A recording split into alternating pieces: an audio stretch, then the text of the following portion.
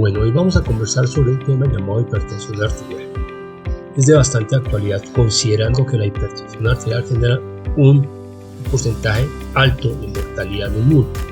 Más o menos podemos definir la hipertensión como cifras mayores de 140 la sistólica y de 90 la diastólica.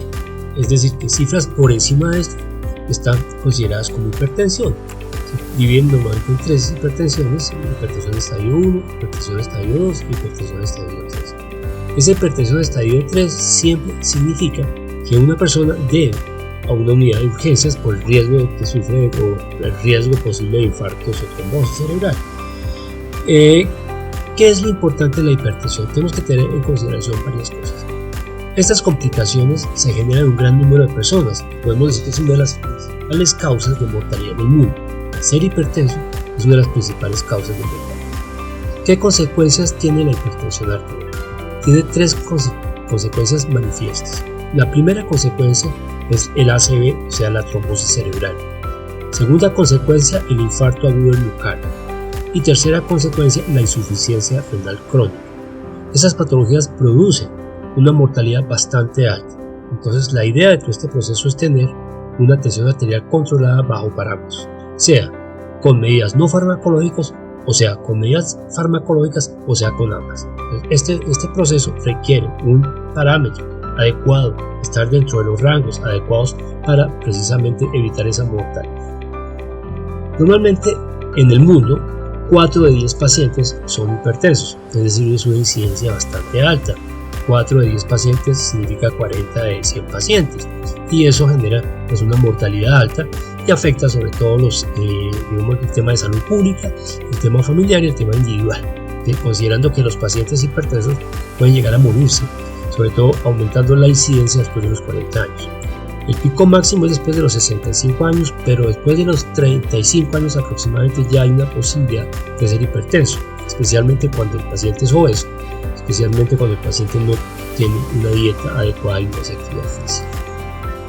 Dentro de los pacientes no controlados, especialmente en Latinoamérica, el 50% de los pacientes no son controlados. No son controlados por dos situaciones específicas: o no se toman el medicamento o simplemente no se ha detectado la hipertensión arterial. Entonces, ese 50%, lo que ha dicho la OMS es que hay que tener una gran consideración, un gran objetivo en tratar de meter al paciente dentro de parámetros para disminuir la mortalidad. Esa patología predomina en hombres sobre las mujeres. Es normalmente el 70% en hombres aproximadamente y un 30% de las mujeres aproximadamente. Entonces, todo este proceso es fundamental para que usted lo tenga en cuenta y tenga en cuenta las estadísticas y el riesgo que normalmente asume cuando usted no maneja criterios de tensiones arteriales normales generados por hábitos de vida, generados por medicamentos. Es decir, si yo tengo hábitos de vida saludables pero soy hipertenso por naturaleza, los medicamentos son fundamentales. Si yo tengo hábitos de vida saludables, especialmente ejercicio físico, yo tengo tendencia a bajar la tensión entre 10 y 15 milímetros de mercurio. O sea, una persona que es sedentaria y empieza a hacer alguna actividad aeróbica, como caminar, como correr, como montar bici, como nadar, como hacer elíptica, y lo hace en forma regular, la tensión arterial tiene tendencia a caer y obviamente disminuir el riesgo que existe de eventualidades como las que acabamos de mencionar. Si una persona es hipertensa pero además tiene obesidad y tiene el azúcar ligeramente alto y los triglicéridos altos y el colesterol alto, pues obviamente va a estar encasillada dentro del programa de alto riesgo, porque debe hacer un proceso de control de la tensión arterial. Esa tensión arterial que estamos hablando, el paciente que controla su tensión, controla sus hábitos alimentarios, que su peso va bajando, que ese ejercicio le ayuda en el proceso metabólico, va a tener menos riesgos que un paciente que tiene las mismas situaciones pero que no asume una calidad de vida en términos de ejercicio y en términos de la parte nutricional. Entonces vamos a desarrollar a partir de ahora el tema de lo que es la hipertensión arterial. Quiero que le pongan mucha atención porque realmente el objetivo de estos videos, de este canal, es buscar que los pacientes realmente conozcan el tema de la hipertensión, conozcan las consecuencias que pueden suceder y conozcan que existen medidas no farmacológicas para que ustedes apoyen o la medida farmacológica o simplemente esto controle la hipertensión de base. Obviamente es importante considerar que siempre debe estar sujeta al control médico personal. Una cosa son los videos y una cosa es la valoración personal de la hipertensión, ya sea por toma de tensión aislada o ya sea por monitoreo de la tensión arterial, algo que se llama MAP. Entonces vamos a continuar con el desarrollo de todo este proceso de hipertensión. La tensión arterial es una patología que genera un incremento en los índices de mortalidad en el mundo entero.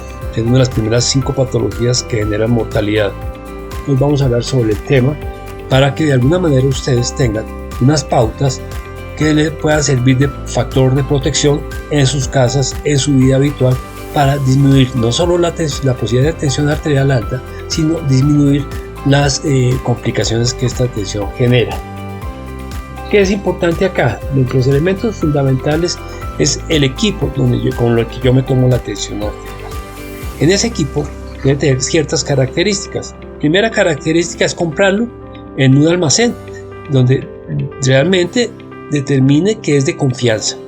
Generalmente, como consejo les doy, comprar en almacenes que venden elementos médicos.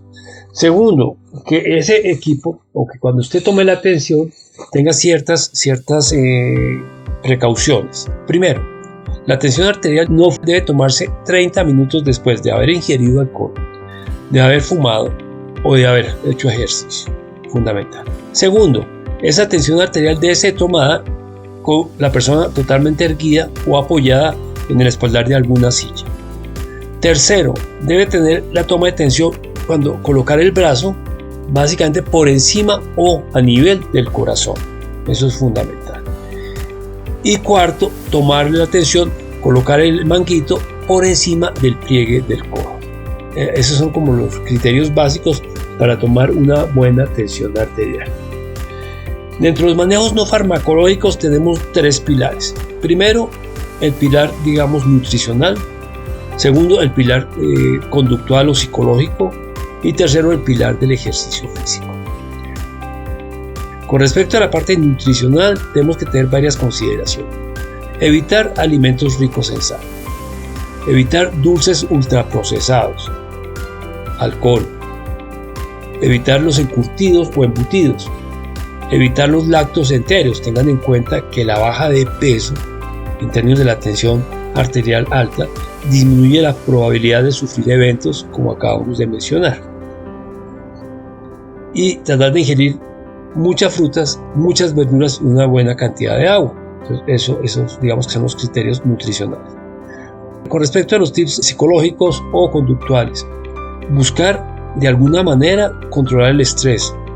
El estrés se puede controlar con un hobby, haciendo deporte o inclusive pues consultando a un psicólogo que le pueda ayudar en el tema del estrés. El insomnio también requiere mejorar las pautas de higiene del sueño, como cuáles: dormir en un sitio donde no tenga el televisor, no comer una comida abundante, rica en grasas, rica en harinas, 2 horas antes de irse a dormir. Tratar de dormir siempre a la misma hora y levantarse a la misma hora.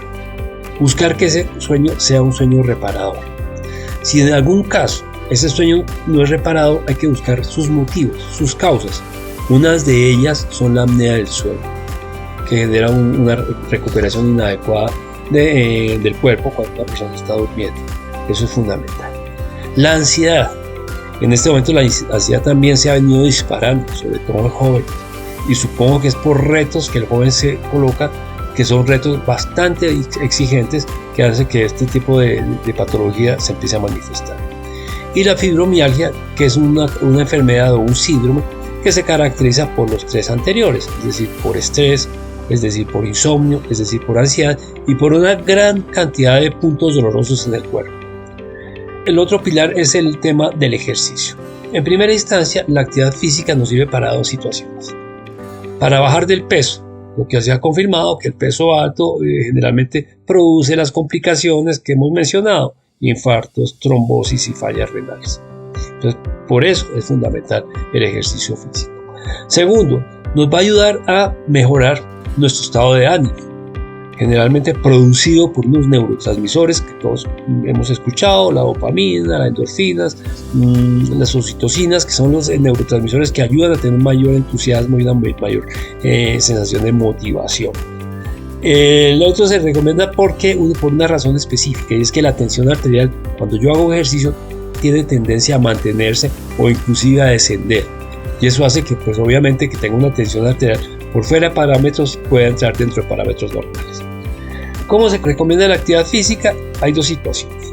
Hay actividad física que consume oxígeno, hay actividad física que no consume oxígeno. La que consume oxígeno se llama actividad aeróbica y la que no consume oxígeno se llama actividad anaeróbica.